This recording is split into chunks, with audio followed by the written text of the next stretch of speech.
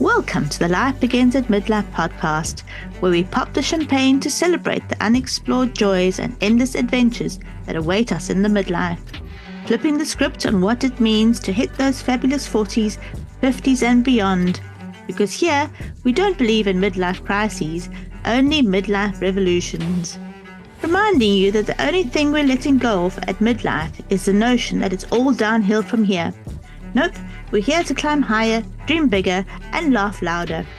Each week, we'll dive into the myths, share the truths, and unlock the secrets to making the midlife years your best years yet. From rediscovering lost passions to embarking on new adventures, we're covering it all. Expect candid conversations with inspiring guests who've turned their midlife years into their most dynamic chapter yet. We're talking to everyone from entrepreneurs who've launched successful startups from their kitchen tables to adventurers who decided age is just a number when it comes to climbing mountains or sailing the seas. So if you've ever found yourself pondering, is this all there is? Or you're just eager to embrace the richness of midlife with both arms wide open, then you, my friend, are in the right place. Grab your favorite drink, get cozy, and let's show the world that life doesn't just begin at 20, it begins again at midlife. And remember, in the Life Begins at Midlife podcast, the only rule is to live confidently, love unconditionally, and laugh uncontrollably. Let's get started. Hello and welcome to today's episode of Life Begins at Midlife. Today I've got an amazing guest in the studio with me, Yvonne Bignall, a catalyst for change, or otherwise known as the self-care coach. So welcome, Yvonne. Would you like to tell us a little bit about, your journey as to, how you've gotten to this part of your life so far? Yeah, well, first of all, thank you, Jackie, for inviting me on. And I'm really glad to be here because I think midlife is such a brilliant and exciting time of life. But, how did I get here? So I guess it would be fair to say that I have spent sort of 40 years in and around the health and fitness industry. I started at the age of 19. And along the way, I became a mother. So I am the mother of one son, and I also have two beautiful grandchildren. These are the joys of midlife. And my journey was really around finding this thing that I was passionate about. So at 19, I was on a college course and I had to do 6 weeks work experience, and that took me into the world of health and fitness. And I just loved it. It fit me like a glove. I thought, this is just magic. And that really started my passion for health. And along the way, I became a fitness instructor, personal trainer, exercise to music teacher. You name the role, and I probably did it somewhere along that line. I competed. I was a bodybuilder for a couple of years, and that was great fun.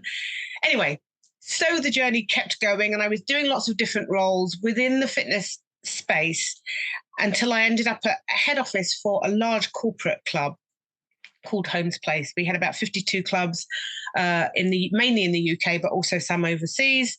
And I was working for the procurement director as his assistant. And that really was my last employment role. I was made redundant, and it was really interesting because literally I had made up my mind that I needed to leave this job. I needed to leave it, not because it was a bad job. It was very well paid. I was in central London.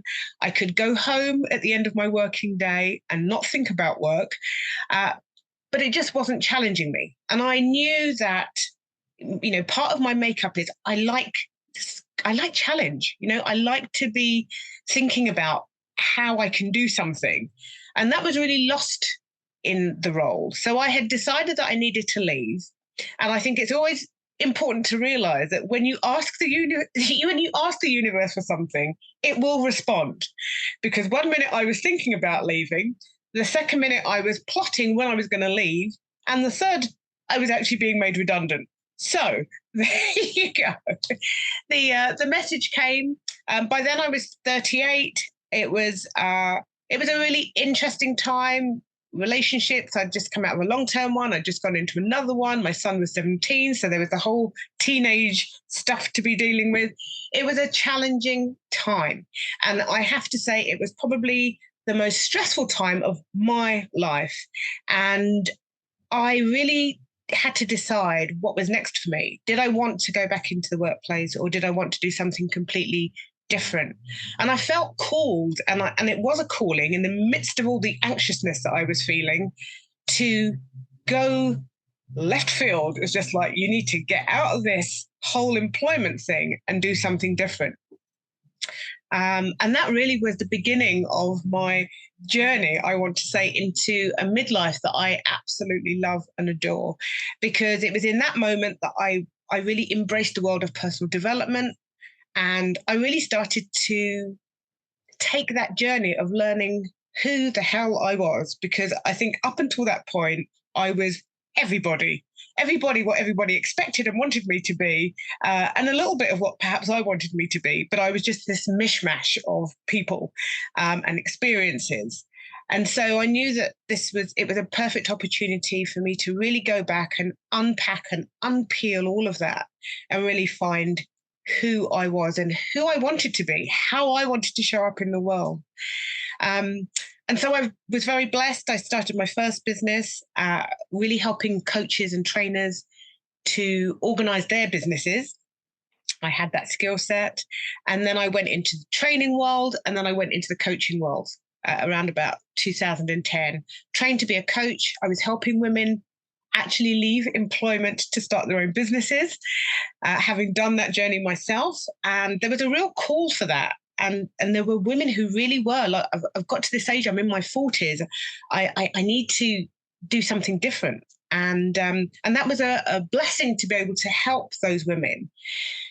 But there was still a kind of other nagging inside of me, like, this isn't quite right. This isn't quite for you.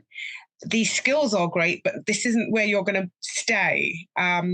And of course, I just ended up full circle back into health and fitness. No great surprise, really. I should have known that was coming.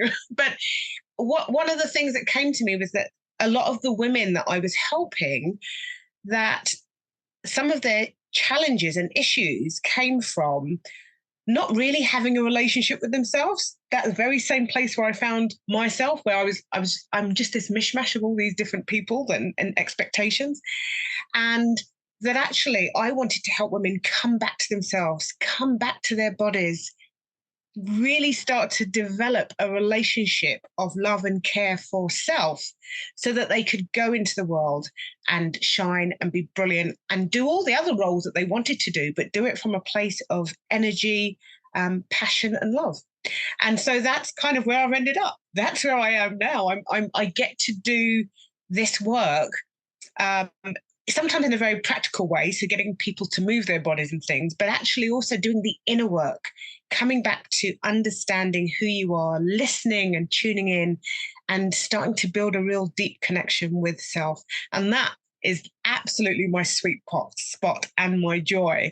And to feel like I'm 58 now, so this is like 20 years after that redundancy, but to feel that it's taken that long to really get to my sweet spot, but actually being okay with that, because I've learned so much along the way.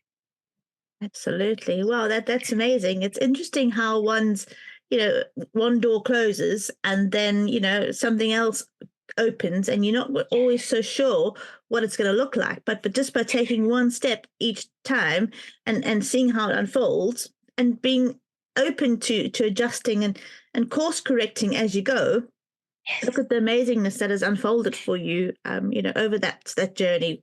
And you've had amazing experiences while you've been going through that journey as well. Absolutely. And I think that's such an important part of embracing midlife, is just being willing to be flexible. Don't get so staid and it has to be like this. Be willing to flex and bend, because when we're living in the world, we need to be able to do that, because every day is a new day and anything can happen. We know this, on top of the things that we want to happen, and we need to be able to bend and flex with that. So and be okay with, okay, you try something and it doesn't go quite the way you wanted, that's not the end of the world. It's like, so look at it, take from it, and then do the next thing, and be okay with that. And also, you could try something and it could be way better than what you think it would be anyway. So you've got that option as well. Yes, absolutely. It is just about being open to to experiencing and exploring and seeing, what opportunities come up and who you meet along the way, because then that's the Yes. part I've enjoyed is meeting some amazing people, and realizing that there are some amazing souls out there in this world. Definitely. And actually, as you say that, meeting people is just another experience, is that, and there is something about midlife is to just take the freedom that you've had all of this life experience, you have all of this knowledge and this wisdom, and now you can go and share it with people and learn and still be in the learning phase yourself. So still be able to learn from the other people that you're meeting. And I do feel like the connections that I make now are much more deeper and meaningful than they were maybe 20 years ago or whatever. There is just more to them. There's more essence to them. And I think that comes with midlife too. So for me, what I want to say is that like midlife is like a blessing. I feel so privileged to be here. That's one thing, is not everybody even gets to hear. And to know that no doors are closed. In fact, in many ways, more doors are now open.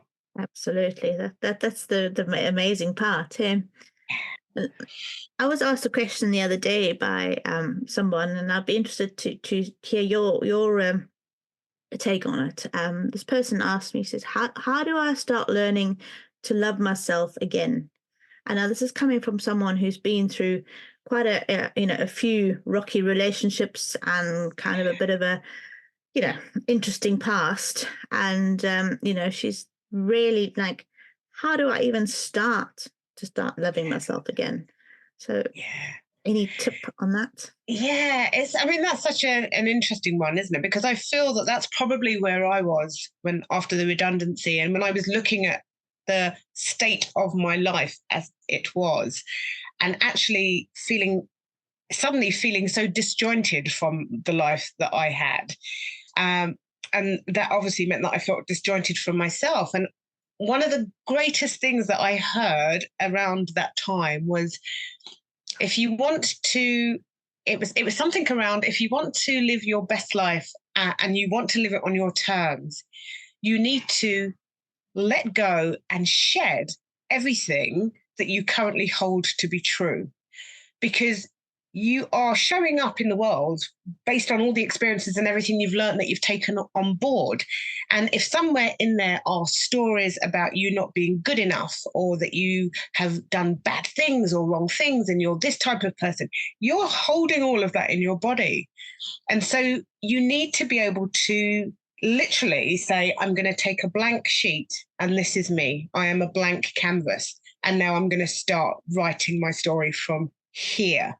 So there is a part of you that has to be willing to let go of what you know to be true, and to be able to go back and kind of replan all that and rejiggle that and bring forward the things that you still hold dear, because within that are probably some of your values driven things. Shed the rest and start again. And I actually did it in a very literal sense. I mean, I was somebody who was brought up in the church. I have always had a relationship with God, but I kicked it all to the curb. I thought, actually, I'm going to throw it all out the window so that I can start again and decide whether that is something that is real to me, or whether it was just something that I did because my parents took me to church and I had to go and all of that kind of stuff. So I took it in a very literal sense, and I literally threw out everything that I thought I knew about relationships, everything I thought I knew about myself, and started from scratch. And it's a long journey. It's probably why I can still talk about it now, because you don't come off the journey. It's still learning as you go. But really, coming back to myself and personal development is for me that actual building block, where I now need to, instead of figuring out what the world expects and wants from me, what do I want from me? And start to build that relationship, and really start asking yourself what's important and how you want to show up in the world. And understanding it is a journey. It's not a 2-minute fix. Absolutely. That is very true. But it is worth it when you do put that, that first step in place. That's often the hardest step, is to say, right, this is the line. Here's my blank piece of paper, my blank canvas.